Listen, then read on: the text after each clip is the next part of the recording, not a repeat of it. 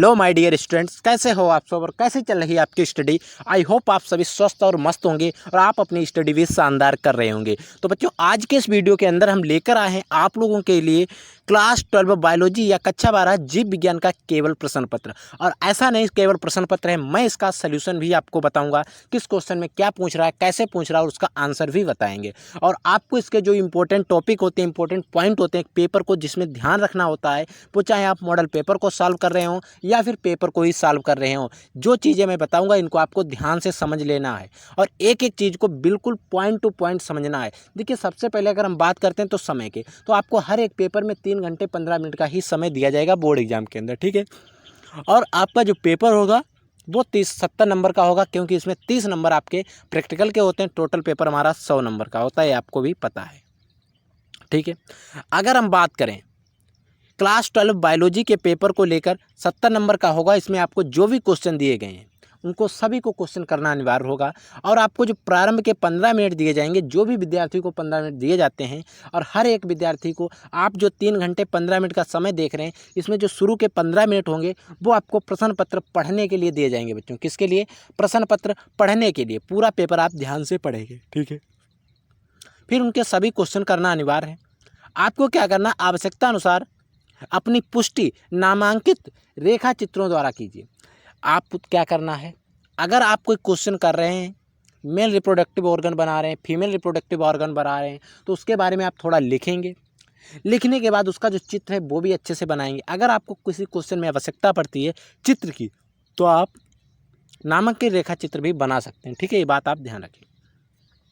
दूसरी बात, इसमें कह रहा है सभी प्रश्नों के जो निर्धारित अंक हैं उनके सम्मुख अंकित हैं, यानी कि जो भी प्रश्न हैं उनके जो भी अंक हैं वो उसके सामने लिखे हुए हैं कि इस क्वेश्चन से इतने अंक दिए जाएंगे।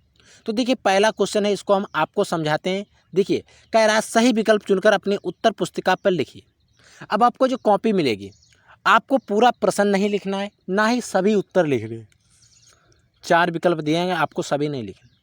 आपको सिर्फ इसमें जो सही है वो लिखना है। अब कौन सा सही है वो आप पढ़ने के बाद पता चलेगा। देखिए, कह रहा है निम्नलिखित में से कौन पुष्प नर जननांग का प्रतिनिधित्व करता है। देखिए, यहाँ पर मेल जननांग की बात कर रहा है। पुष्प का नर जननांग कौन सा है? क्या वो बच्चों पुमंग होता है, या फिर जयंग होता है, या फिर गुरु बीजाणुधानी या परागण होता है। तो आपको पता होना चाहिए, पुष्प का नर जननांग जो होता है उसके 3 भाग होते हैं। पुमंग, जो पुमंग होता है ये तो नर जननांग हो गया, ठीक है। इसी की इकाई हो जो पुंकेसर, ठीक है, हम इसको भी पढ़ा था। इसमें ऊपर वाला भाग होता है कनेक्टिव टिश्यू, योज संयोजी, ठीक है, योज होती है। फिर होता है फिलामेंट होता है, ठीक है, इसमें, और इसमें बीच में योज लोग। और परागकोश ऊपर वाला होता है जिसमें क्या होते हैं, परागकण होते हैं, ठीक है। आपने पढ़ा होगा, देखा होगा, इस तरीके से चित्र बना होता है, इस तरीके से। इसमें ये वाला भाग परागकोश होता है, यहाँ पर जो योज होती है, और ये हमारा पूरा फिलामेंट होता है, ठीक है। मैंने आपको अच्छे तरीके से पुष्प की स्ट्रक्चर जिस लेक्चर में पढ़ाया उसमें पढ़ाया है, ठीक है। तो इसका पहला वाला विकल्प हमारा सही हो जाएगा, ठीक है। दूसरा क्वेश्चन देखिए, खाखंड कह रहा है मनुष्य में संतान का लिंग निर्धारण होता है। क्या कह रहा है कि जो मनुष्य होता है उसमें संतान का लिंग निर्धारण किससे होता है? माँ के लिंग गुणसूत्र से, अंडाणु की माप से, जो अंडा होता है उसकी माप कितनी होगी उससे, या शुक्राणु की माप से, या पिता के लिंग गुणसूत्र से। तो आपको पता होना चाहिए, जो मनुष्य होता है उसके संतान का लिंग निर्धारण होता है वो होता है पिता के लिंग गुणसूत्र, क्योंकि लिंग निर्धारण होता है XY गुणसूत्र द्वारा। अब वो हमारे होते हैं पिता में, तो पिता में जो लिंग गुणसूत्र होते हैं उनका निर्धारण होता है कि संतान में क्या होगा, ठीक है। नेक्स्ट देखिए, कहता है जेनेटिक इंजीनियरिंग का उपयोग होता है, किसमें होता है जेनेटिक इंजीनियरिंग का? क्या कह रहा है? चिकित्सा में होता है, कृषि में भी होता है, इन दोनों में होता है, इनमें से कोई नहीं। तो इसमें देखिए, चिकित्सा में भी होता है, कृषि में भी होता है, तो हम क्या करेंगे, इन दोनों में होता है, सी वाला विकल्प लगाएंगे, यानी कि तीसरा। नेक्स्ट देखिए, क्वेश्चन नंबर घ कह रहा है, और देखिए सबके सामने लिखें कितने अंक के हैं क्वेश्चन, ठीक है। लाइकेन जो पारिस्थितिक अनुक्रम को प्रारंभ करने में सक्षम है, वास्तव में यह सहजीवी सहचर है।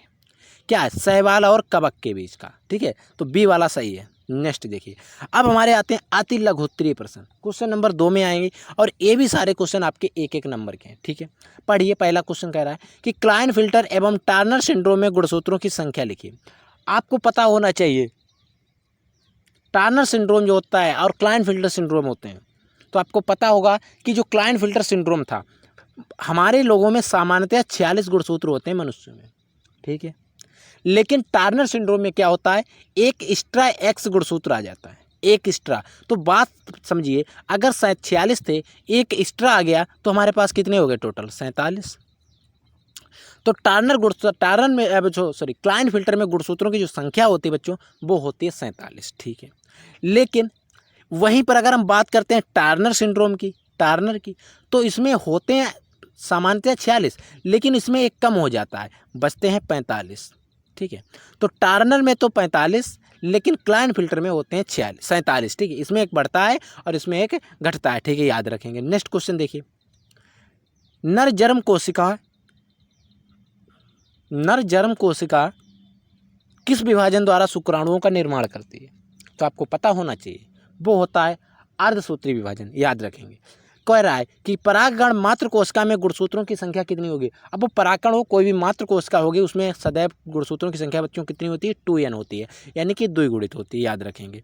नेक्स्ट, उस एंजाइम का नाम लिखिए जो डीएनए के अणुओं के खंडों को तोड़ता है, उसका नाम होता है हेलिकेज। हेलिकेज बच्चों, हेलिकेज, याद रखेंगे। कौन सा बच्चों, हेलिकेज होता है, ठीक है। नेक्स्ट, इसी प्रकार से सारे क्वेश्चन है, आपको हर एक क्वेश्चन के लिए 1 नंबर दिया जाएगा। फिर क्वेश्चन कह रहा है, लघु उत्तरीय क्वेश्चन है कि पक्षियों में लिंग निर्धारण को स्पष्ट कीजिए। तो आपको बता दें, एक क्वेश्चन लंबा हो जाएगा। पक्षियों में लिंग निर्धारण होता है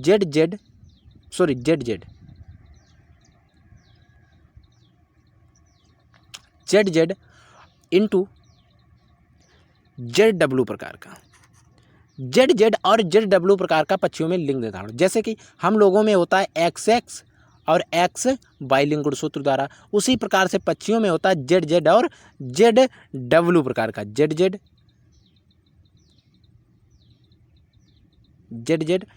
और ZW प्रकार का, याद रखेंगे, ठीक है, पक्षियों में होता है, ठीक है, समझ में। देखिए क्या कह रहा है, नेक्स्ट क्वेश्चन देखिए, वाटसन तथा क्रिक द्वारा प्रस्तुत डीएनए के द्विकुंडलित मॉडल का स्वस्थ नामांकित चित्र बनाइए। तो वाटसन और क्रिक ने जो इस प्रकार से डीएनए का डबल हेलिक्स मॉडल दिया था, इसका स्वस्थ नामांकित चित्र बनाना और एक एक चीज़ को नॉमिनेट भी करना है, ठीक है। प्रतिरक्षा क्या होती है, जो हम लोग देखिए, प्रतिरक्षा क्या होती है, एंटीबॉडीज।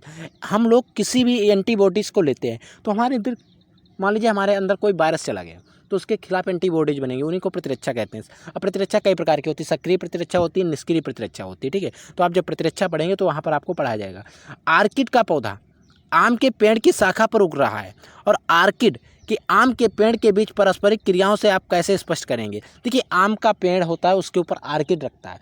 देखिए, वो आर्किड जो होता है, ना ही उस आम के पेड़ से पोषण लेता है, ना ही जल लेता है, सिर्फ उसका स्थान घेरता है। तो क्या बताइए, आप आम जो है उसकी कोई हानि हो रही, नहीं हो रही ना, लेकिन आर्किड को फ़ायदा भी हो रहा है।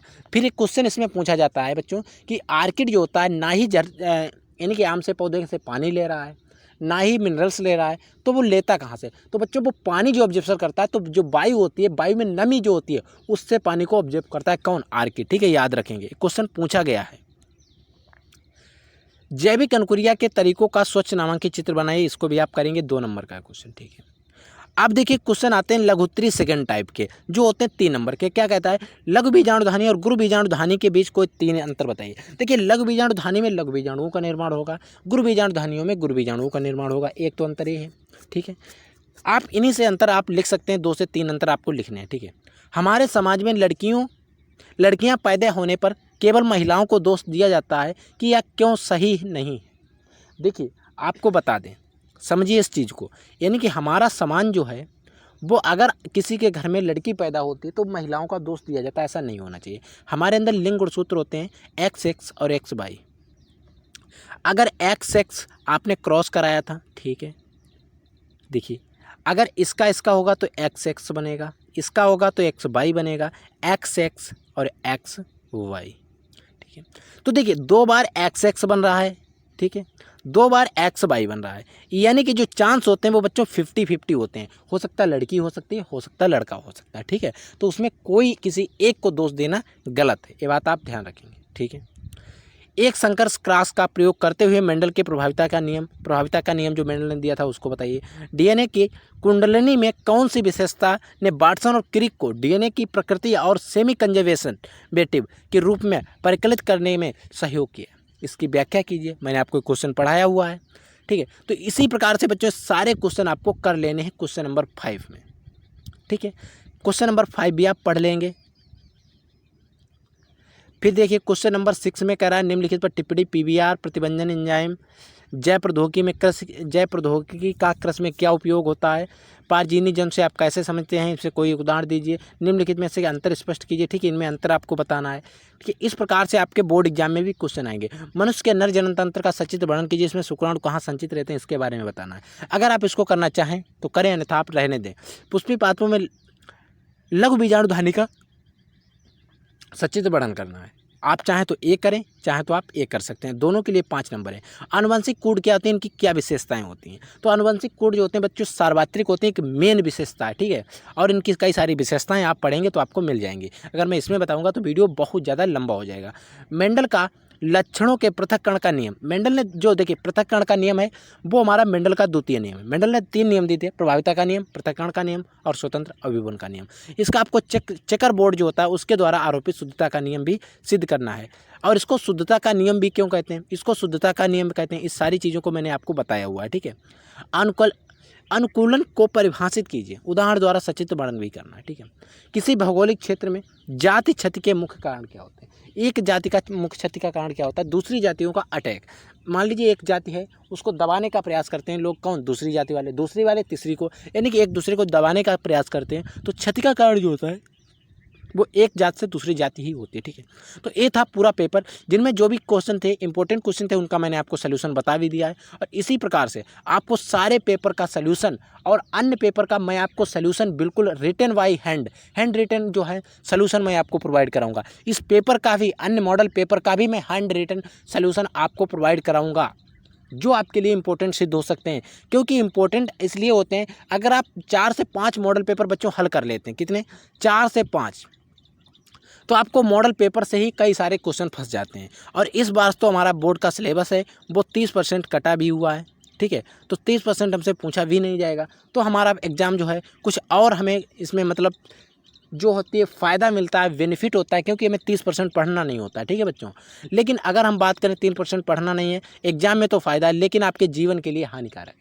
क्योंकि अगर आप किसी भी कम्पिटिटिव एग्जाम में बैठेंगे, वहाँ पर ये नहीं कहेगा आपसे 30% नहीं पढ़ा तो आप नहीं पूछेंगे, वहाँ पर आपको वो पूरा 100% ही पूछा जाएगा और कहीं से भी पूछ सकते हैं। तो इसीलिए आपको क्या करना है, अभी आपको नहीं फोकस करना है, लेकिन पढ़ने के बाद आपको जो 30% आपका बचा हुआ है उस सिलेबस को जरूर कंप्लीट करेंगे, ठीक है बच्चों। तो आई होप हमारा आपको वीडियो पसंद आया होगा। अगर आपको वीडियो पसंद आए तो वीडियो को लाइक कर देना, और आप लोग चैनल पर नए विजिट कर चैनल को सब्सक्राइब जरूर कर लेना। हम मिलते हैं किसी एक नए धमाकेदार वीडियो में, तब तक के लिए जय हिंद, वंदे मातरम।